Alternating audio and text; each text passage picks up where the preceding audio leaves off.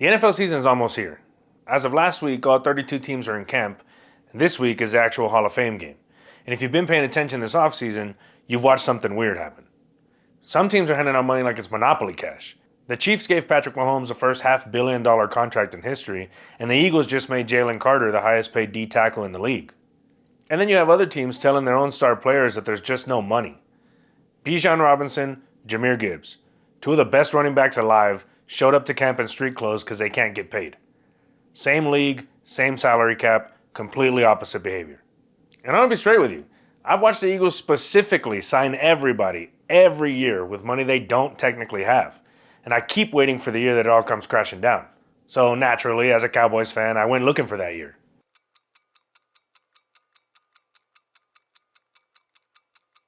The problem is I couldn't find it.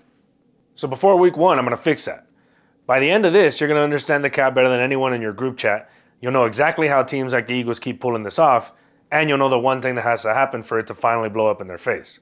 Let's go. So as always, we're going to start off with a quick foundation because we need it. Every team has a hard spending limit. This year, that limit is $301.2 million. Same number for all 32 teams. Nobody can go over it. This isn't basketball or baseball where there's a luxury tax and you can cut a check and keep spending. In the NFL, if you go over, the league says no. And here's the one thing you have to remember because it's the whole game later on. Money counts against you even after the player's gone. That's dead money. Guys not on your team, maybe not even in the league anymore, can still eat your cap. So tuck that away. So if everybody has the same number, how did the Eagles just give Jalen Carter $152 million when they barely had cap room to begin with? Well, here's the trick. And I'm going to use Carter's actual deal, the one from this week, because it's honestly a perfect example. $152 million total, $38 million a year.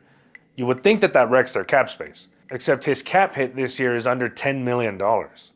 That's right, a $152 million man costing less than $10 million against the cap. How the hell do they do that?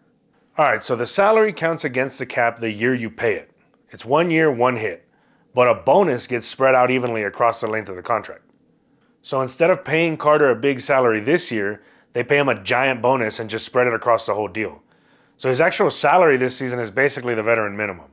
The money's real, it just got sliced into little pieces and sprinkled across the years. And when they want slices even thinner, they just add years. Void years.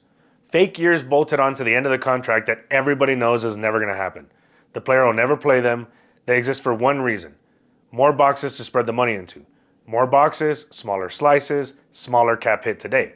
The money didn't shrink, they just shoved it into the future. Once you see the trick, you're going to see it everywhere this offseason. It's not just an Eagles thing, it's a league thing. The Ravens restructured Lamar Jackson to free up $40 million in cap space, which in theory sounds great, except it shoves his 2027 cap hit up to around $84 million. The Bengals did it with Joe Burrow.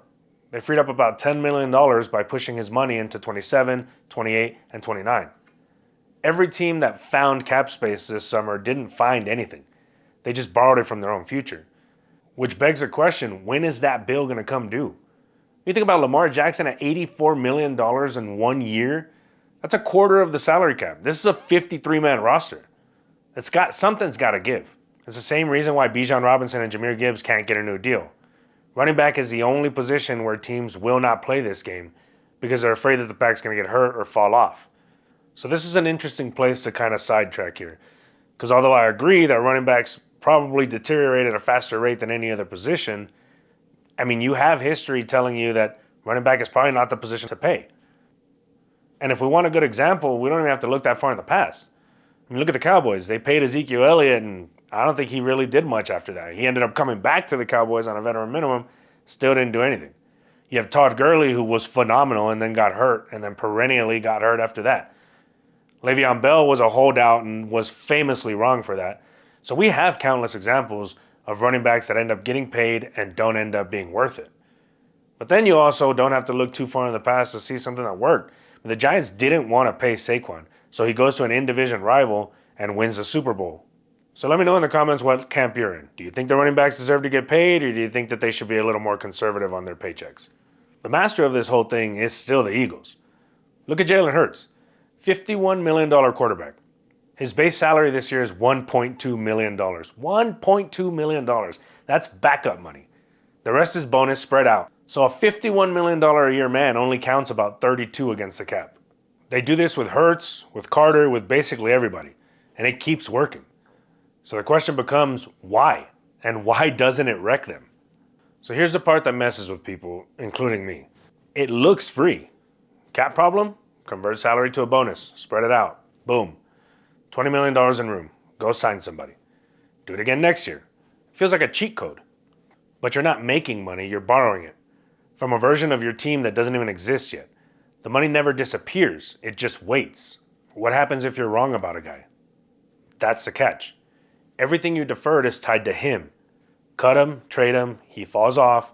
The second he's gone, all that pushed out money slams onto your cap at once. That's dead money. And the Eagles are already carrying a ton of it. They're going into this year with $73 million in dead money. One of the highest in the league. And they still gave Carter $152 million. That's how confident they are in the machine. So the whole strategy only really has one requirement. You have to be right. Right about who you pay and right about how long they stay good. You get that wrong and the thing you built for flexibility becomes the thing that takes it all away. Which brings me to the team that nobody wants to talk about. Because the Eagles didn't invent this. The New Orleans Saints wrote the book on it. For years, New Orleans was the most aggressive team in football at exactly this, and it's not close.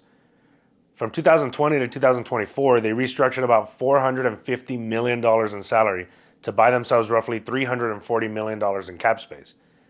$254 million more than the next closest team. Nobody else on earth was doing it like the Saints. Restructure, defer, push it out, restructure again. Every offseason, they'd start tens of millions of dollars over the cap and claw their way back under by kicking the can. In 2024, they opened about $42 million over the cap. The next year, they were around $88 million over before they signed a single player. They're $114 million over going into the 2026 season. It worked for a while. They were good, they were fun, they were contending. But here's the thing that everybody forgets. It worked while Drew Brees and Sean Payton were there. A future Hall of Fame quarterback and a coach who built the whole aggressive style. As long as they were winning, the future never arrived. Well, then Brees retired and Payton walked away basically in the same offseason. And the bill came due all at once. Suddenly, they were paying tens of millions of dollars to guys who weren't even on the roster in 2024. Over $40 million to 7 players who had already been cut or traded. And they couldn't dig out because every exit ramp was gone. You can't cut your way out when cutting a guy just accelerates his dead money onto your cap. Over the Cap says it flat out. The Saints got stuck restructuring the same bad roster because their own past decisions erased the escape routes every other team has. And unlike the Eagles, they didn't have a cheap young quarterback to soften it. They went from Brees to Jameis Winston to a Derek Carr deal with $100 million guaranteed. Derek Carr, who's still counting for $30 million against the cap, by the way. So they've basically been stuck ever since. Not terrible, but not good.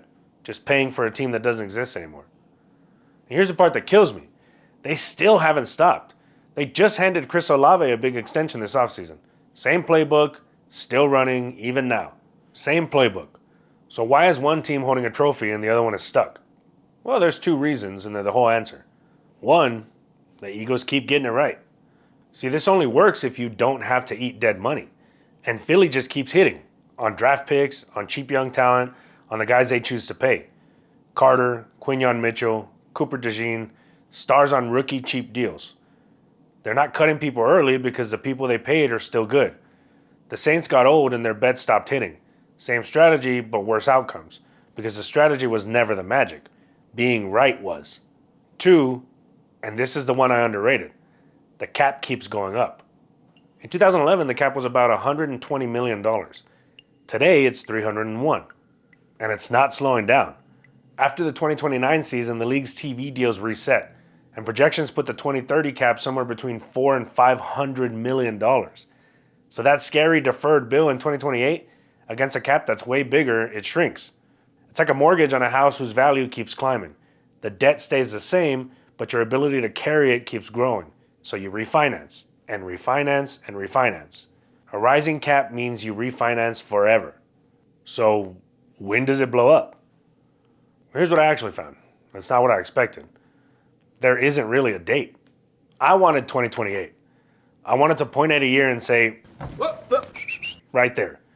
And you can build a model that says that, but every model assumes two things that'll never be true. That they stop restructuring and that the cap stops climbing. Neither of those is happening. So it's not a date, it's a condition. It blows up when the winning stops. It blows up when you're locked into an aging star you can't afford to move while a mountain of his money is still sitting there in years that don't exist, which is exactly what happened to New Orleans.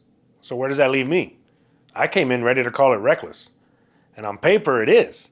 It's borrowing against a future that you can't even see. It's the most aggressive thing you can do with a cap. But I gotta admit, they built the two things that keep saving them.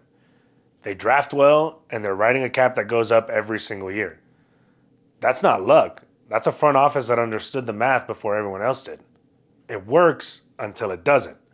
And the second it doesn't, a couple missed draft picks or a star breaking down with all that money still parked out in 2029, it's not a slow decline. It's the Saints, all at once. Look, I don't mean to rag on the Saints. Their future does look a little promising. They look like they got a new quarterback that could bring them out of this hole. They got their running back from Jacksonville. They signed their receiver. They got a new rookie receiver. Things could be looking up in New Orleans.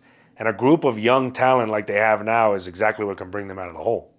The question is, if that's your team, are you willing to roll the dice and risk taking 5, 6, 7, 8 years off because you're paying guys that weren't even on the team anymore? So here's what I want you to do this offseason. When your team magically finds cap room in September, you'll know they borrowed it. When somebody signs a $200 million deal and the number seems impossible, you'll know most of it is a bonus, spread out and shoved downfield. You're going to see the machine now. You can't unsee it. So let me know in the comments, which team do you think blows up first? Because a few of them are running this exact play right now, and I don't think all of them are going to get away with it. And if you want to see how the NBA runs the same game with totally different rules, that video is right here. Thanks for joining us again. Till next time, I'm out.